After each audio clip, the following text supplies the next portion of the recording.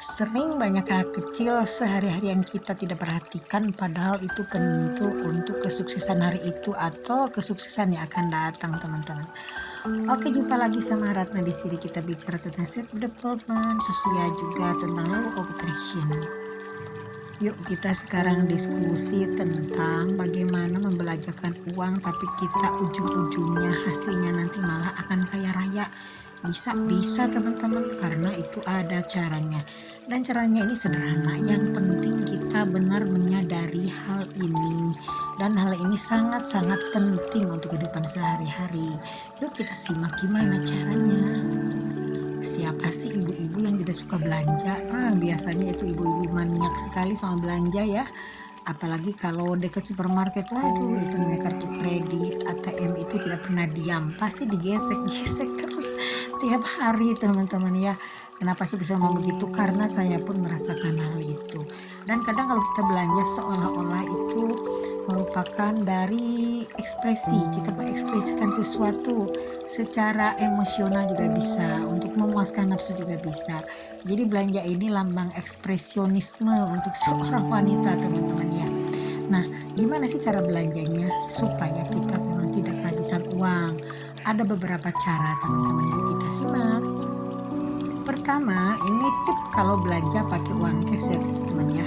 Ini kalau belanja pakai uang cash, misalkan kita budget hari ini misalkan 500.000. Artinya jadi kita harus bawa 600.000, karena yang 100.000 itu tidak boleh dibelanjakan, hal itu harus disisakan. Jadi selamanya di dompet kita ada nominal 100.000 teman-teman ya. Boleh selembar, boleh yang 2 lembar 50 ribuan. Karena itu akan menggunakan keberuntungan dan secara psikologis itu akan mempengaruhi kita. Kita sepertinya merasa berkelimpahan seandainya ada uang cadangan di dompet. Lalu misalkan apa jumlahnya, harus 100.000 bunda? Tidak harus, berapapun boleh, 1 juta pun boleh kalau ada. Cuman biasanya itu minimal yang terkecil itu 100.000 rupiah. Yuk coba kita mulai.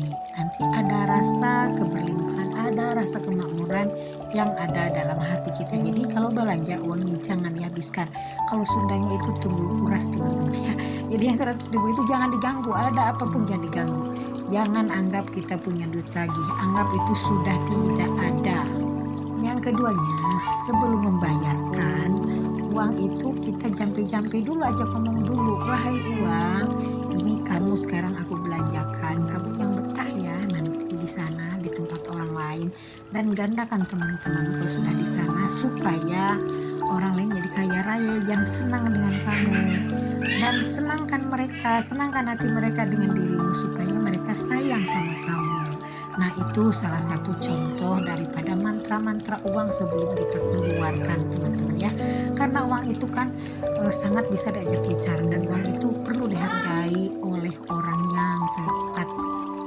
Lalu ketiganya, selagi kita mau belanjakan uang, memberikan uang ke kasir, jangan kita berpikiran ada rasa sayang ngeluarin uang, tapi kita di situ harus merasakan kita berlimpah, kita kaya raya, kita merasakan keriangan di situ, kebahagiaan.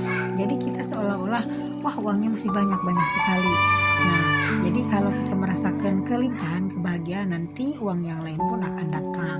Jadi jangan merasa kehilangan, tapi kita justru di situ melepas uang itu dengan rasa bahagia, dengan rasa kita sebagai orang yang kaya raya, sebagai orang yang makmur, sebagai orang yang tidak pernah kekurangan uang atau kekurangan harta benda.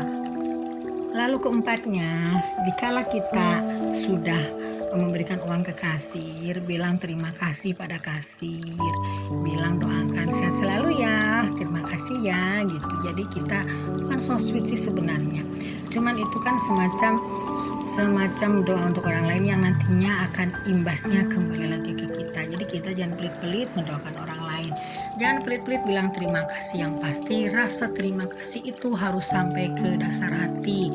Jangan cuma terima kasih sambil kita dalam hati apaan itu mencibir, jangan.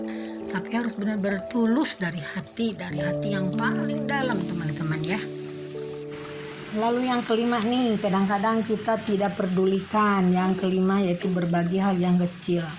Nah biasanya kalau kita keluar dari pasar atau supermarket atau dari tempat belanja, biasanya ada orang yang ada orang yang minta-minta ya, ada orang yang misalkan menyiapkan wadah kecil, mungkin anak kecil, mungkin ibu-ibu, mungkin bapak-bapak. Kita jangan pelit-pelit memberikan kembalian teman-teman ya.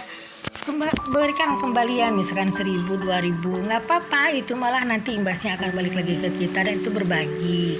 Setelah kita belanja ratusan ribu, masa sih kita mau berbagi pada orang yang jumlahnya sangat kecil gitu ya. Lalu yang keenam, biasanya kan di situ ada kotak ya, kotak amal pesantren, yayasan atau apa. Nah coba kita isi ya, nggak usah banyak-banyak, 100 rupiah, 200 rupiah.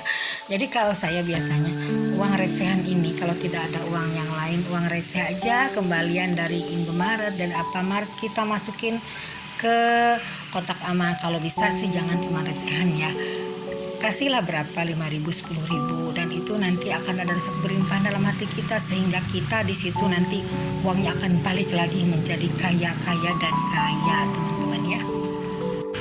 Lalu yang terakhir kalau misalkan kita pulang naik mobil umum atau naik ojek atau naik gojek atau naik beca ya. Kalau di kota kecil masih ada beca, di kota saya masih ada beca. Kalau kita pulang belanja misalkan pakai bapak beca, bang gojek, jangan pakai nawar. Misalkan kata abang becanya 10.000 nih, ya udah 10.000. Kalau misalkan 15.000 ya sudah 15.000. Malah kalau bisa mah kita kasihnya yang lebih teman-teman ya. Kalau kita bisa kasih lebih, apalagi lebih bagus lagi. Yang penting jangan mengurangi tarif, karena itu sudah merupakan kewajiban kita untuk membayar hal-hal yang menjadikan jasa mereka untuk kita. Nah, kalau nanti kewajiban kita sudah terpenuhi, nanti hak kita pun sama Tuhan akan dikasih teman-teman ya. Nah ini teman-teman ya, cara belanja yang kadang-kadang terlupakan sama kita. Kadang-kadang memang kita los-los aja kan kalau mau belanja, tanpa kita mempertimbangkan lingkungan, tanpa kita mempertimbangkan di sekitar kita. Nah tentunya ini merupakan berkah bagi kita, dan tentunya ini perubahan kecil ini tentunya akan memberikan rezeki yang banyak untuk kita teman-teman ya. Dan jangan lupa teman-teman ya, kita berterima kasih dan bersyukur pada Tuhan hingga kita sudah bisa belanja dengan badan sehat, dengan rezeki yang berbeda dari yang lainnya. Oke sahabat, sekian dulu serinya hari ini. Semoga sehat selalu, mudah-mudahan kita diberi kelimpahan. Sekiranya teman-teman ikhlas, mohon sharing, di subscribe juga, di like teman-teman ya, untuk menyemangati saya bikin konten yang baru. Oke sekian dulu teman-teman, bye for now.